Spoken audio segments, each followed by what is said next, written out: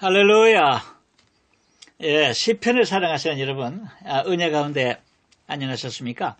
저는 김준수 목사입니다.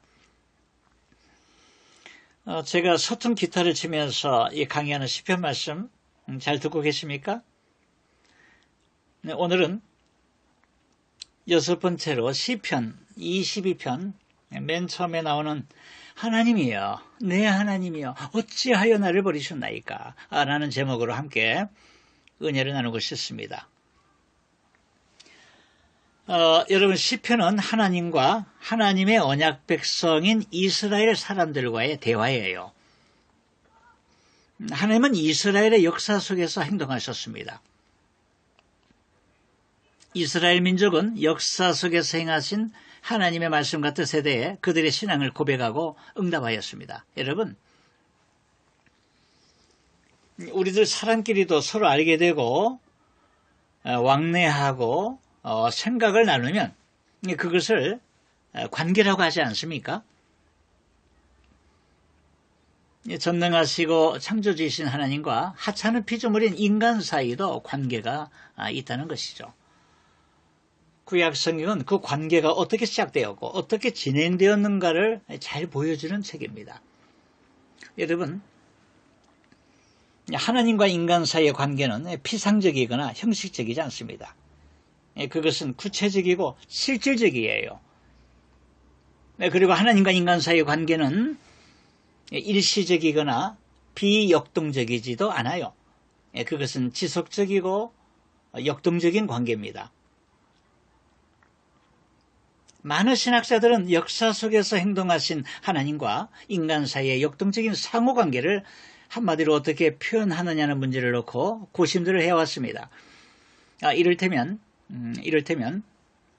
하나님의 나라, 하나님의 통치, 하나님의 임재, 언약과 왕국, 창조신앙, 이스라엘의 선택 등의 그러한 주제들입니다. 여기서 우리가 확인하는 것은 역사는 인간이 만들어 온 게 아니라는 사실입니다.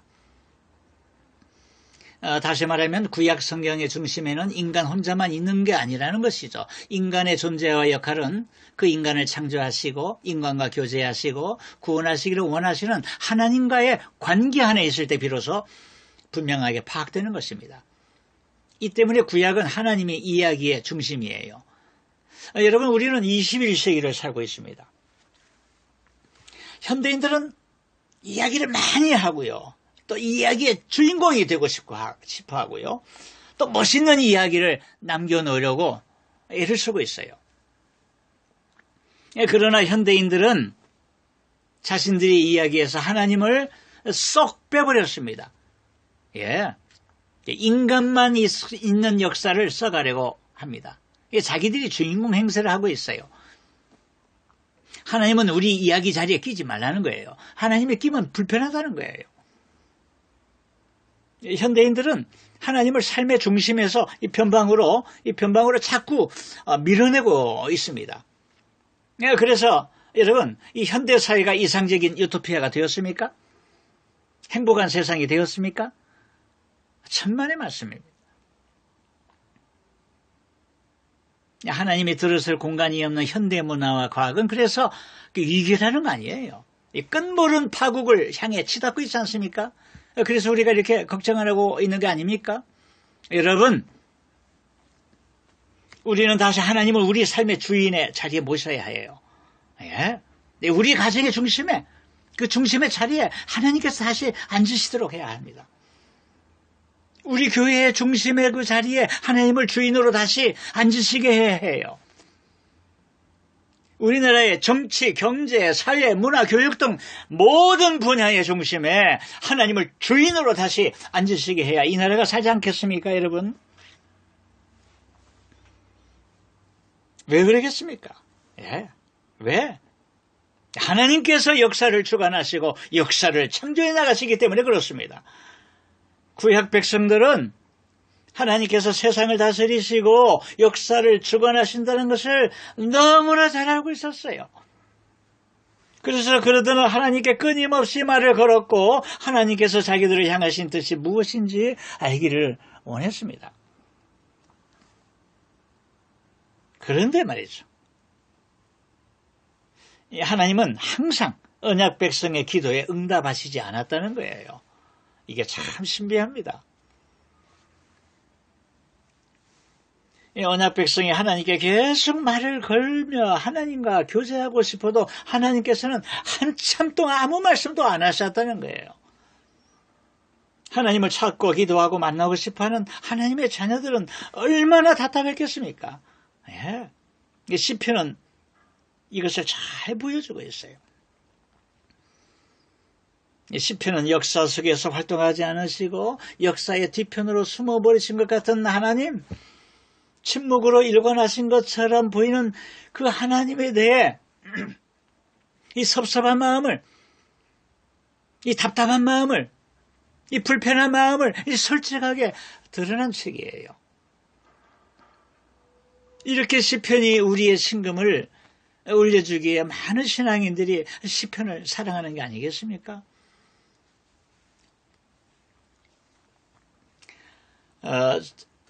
제 친구 목사가 언젠가 제게 이런 말을 한 기억이 납니다. 여보게 김 목사, 자네도 알고 있다만 나는 기도를 열심히 하는 편 아닌가. 그런데 돌이켜보면 하나님은 내 기도들을 하나도 들어주시지 않은 것 같아. 저는 이 말을 듣고는 깜짝 놀랐습니다. 당황스럽기도 했고요. 제 친구 목사는 고난이 참 많은 목회자입니다. 그렇다고 해도 하나님께서 자기 기도를 하나도 들어주지 않으셨다니 이거 말이나 됩니까? 이거 과장이에요, 여러분. 제 친구 목사의 푸념은 과장된 것입니다.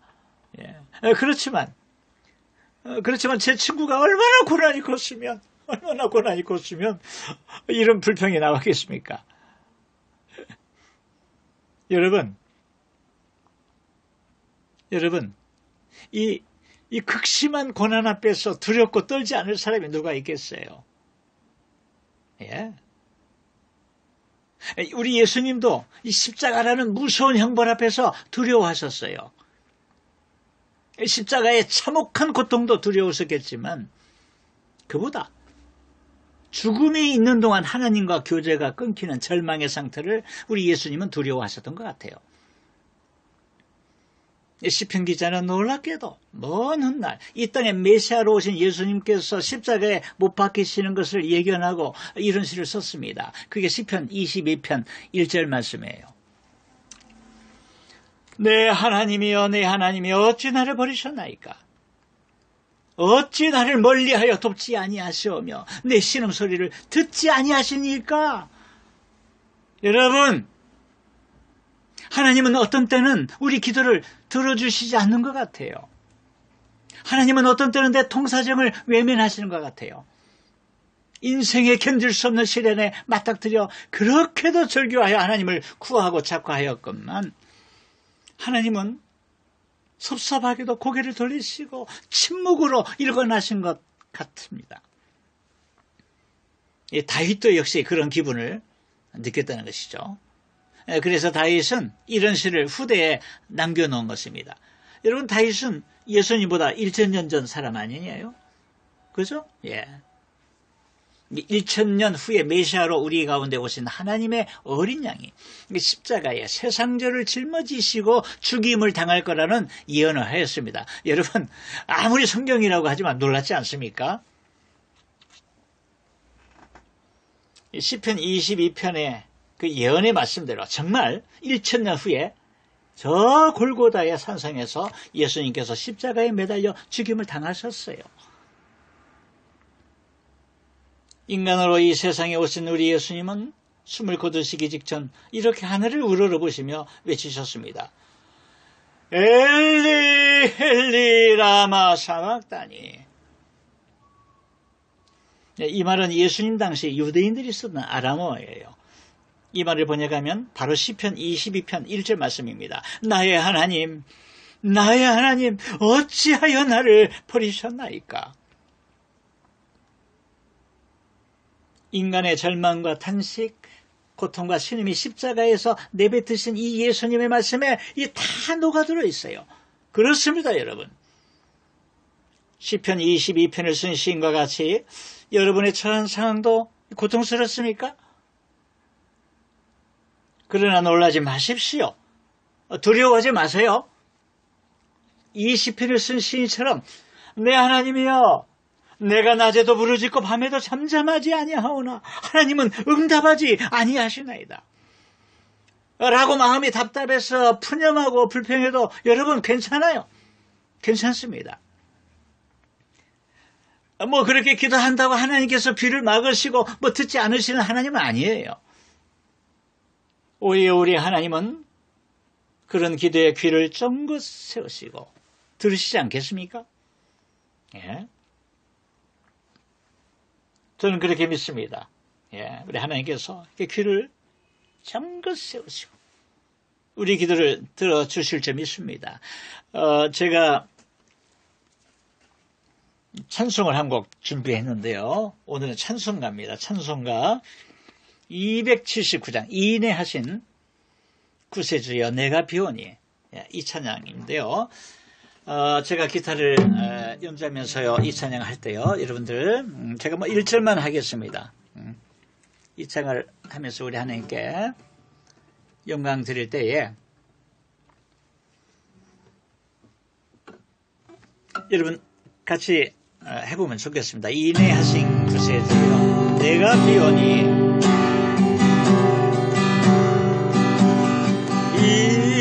인내하신 구세주여 내가 비오니, 죄인 오라 하실 때에 날 부르소서.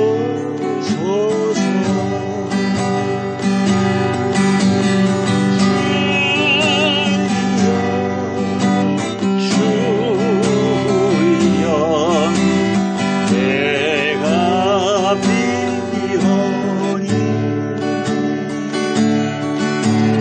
죄인 오라 하실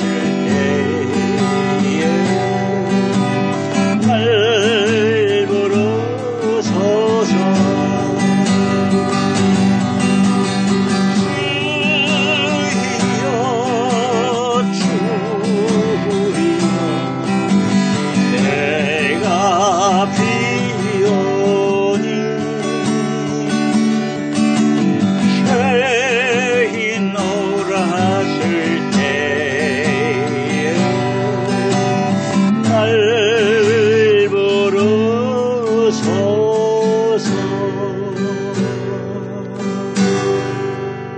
아멘. 참 은혜로운 찬송입니다.